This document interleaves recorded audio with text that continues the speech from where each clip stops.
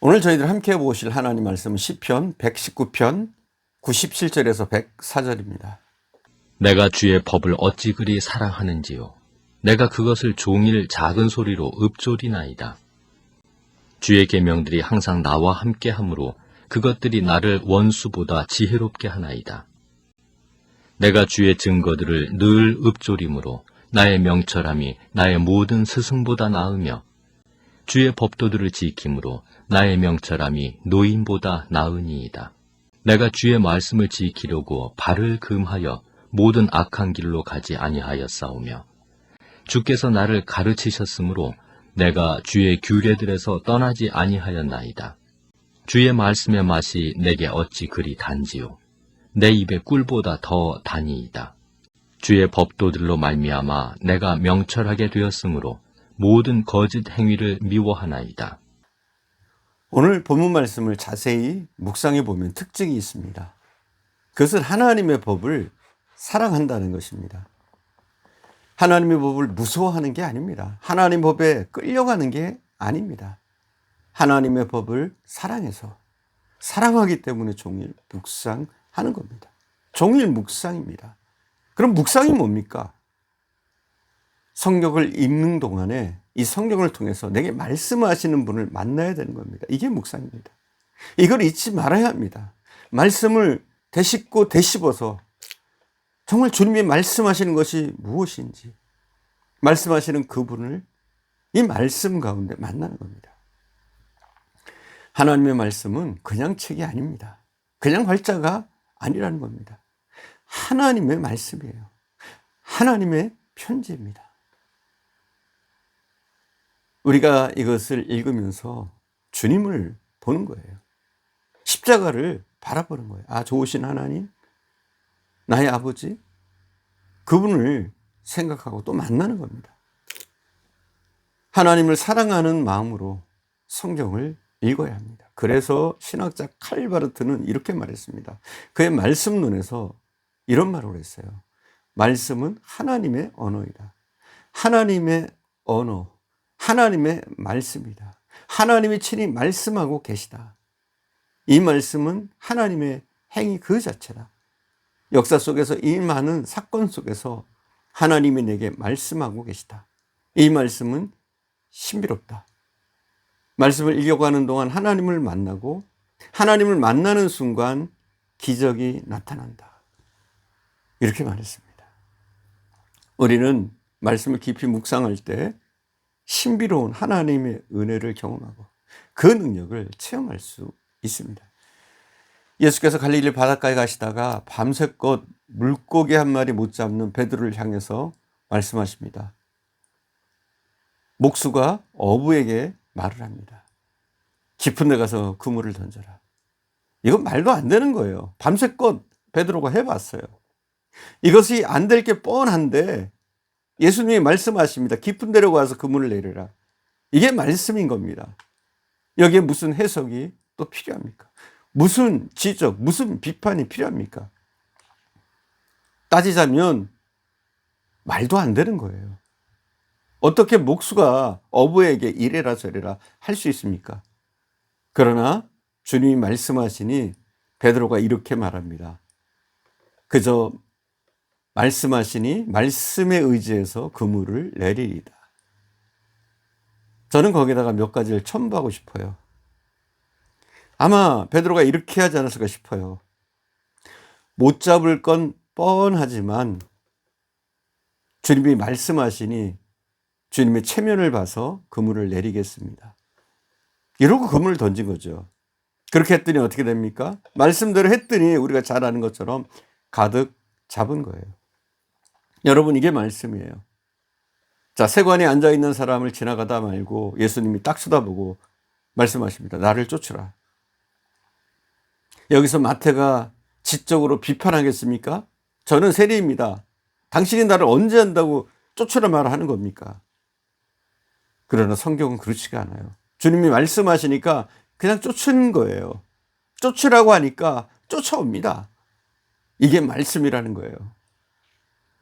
바다를 향해서 풍랑에게 조용하라. 그러면 잠잠해집니다. 죽은 사람을 향해서 청년아 일어나라. 일어나는 거예요. 무덤가에 가서 나사로에게 말씀하십니다. 나사로야 나오라. 말씀대로 나오는 겁니다. 사랑하는 여러분, 무슨 생각을 하게 됩니까? 말씀하시는 그분, 말씀하시는 그 인격을 생각할 때 땅끝까지 너희가 증인이 되리라.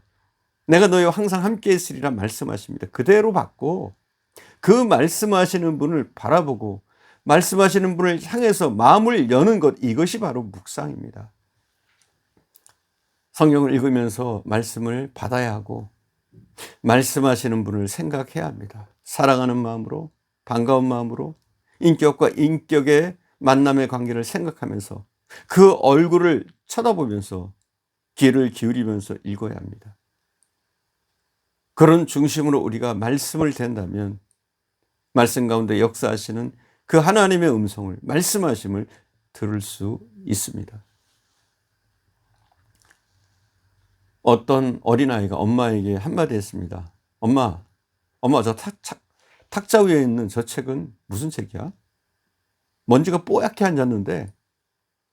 그러니까 엄마가 이렇게 얘기합니다. 아, 그건 하나님의 말씀이야. 그거 누구 책이야? 하나님의 책이지.